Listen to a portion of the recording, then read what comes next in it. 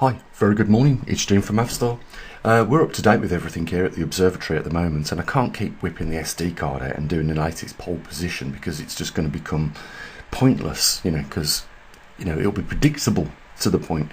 But what I can do is I can focus, a little bit of attention on a few other things. Now, I just want to ask a very quick question. If you're a United States citizen, are you concerned about the 35 trillion at the moment that the US is in debt?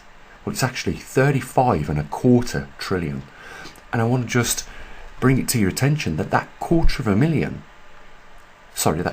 trillion that's been added in just 3 weeks.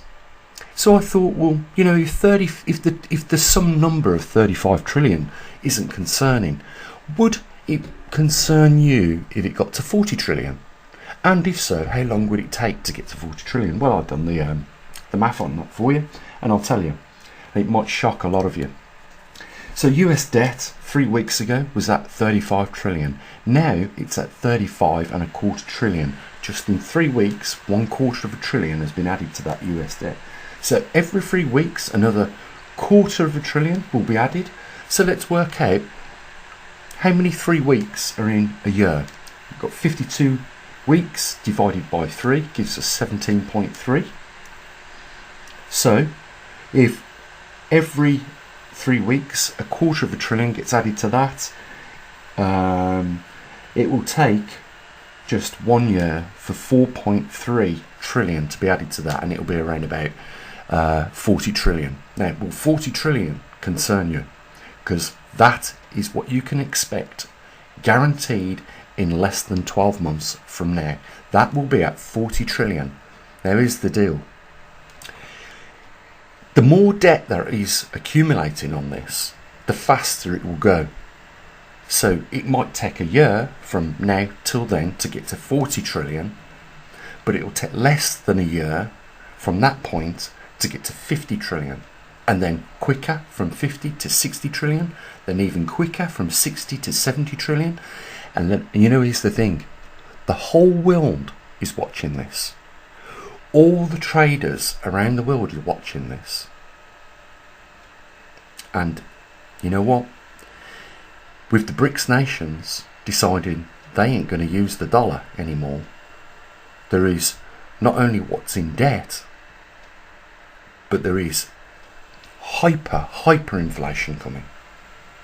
Because there are trillions and trillions of dollars being held in other countries' reserves as a backup, which they will be watching this debt rise uncontrollably now. Everybody knows around the world it can never be paid. Even the layman knows this in another country, and they'll be watching this. So, once again, with all the things happening around the world right now, why would anyone want to live in a US city like New York, Washington DC? Why the hell would they want to do it? Because that is accepting suicide, surely. Because when all this starts to, finally jam the gears up of the American economy, there are going to be people on the streets shooting each other left, right and centre. My advice to you is, if you have any kind of equity in any building in any one of these cities, major cities, is sell it immediately, buy yourself a homestead and get out of Dodge. Because if you stay there, your property will be worth nothing, you won't have a job, and you won't be able to put food on the table for your children. Now, just again, I'm going to ask you, it's at 35.25 trillion now, and I've just showed you the math. It will be at 40 trillion in less than 1 year. And then from then on out, it just gets faster and faster and faster. The tens of trillions will add up onto that number. But I'll guarantee you, before it gets to anything like 50 trillion, America won't look the same anymore. Now, anyone with common sense and a bit of grey matter can work this out.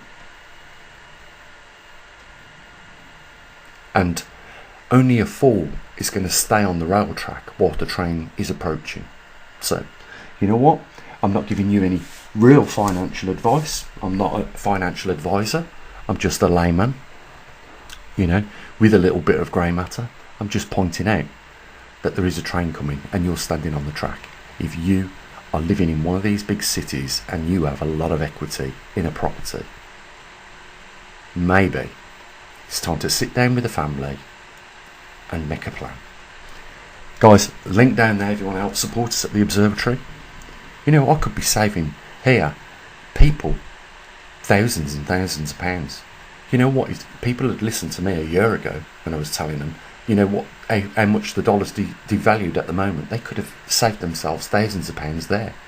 But you know what? Some people are stubborn and they want to keep the hand in the fire until, you know, the fingers have melted off. And some people, believe it or not, are even more stupid than that. They'll leave their arm in after the hand's melted off.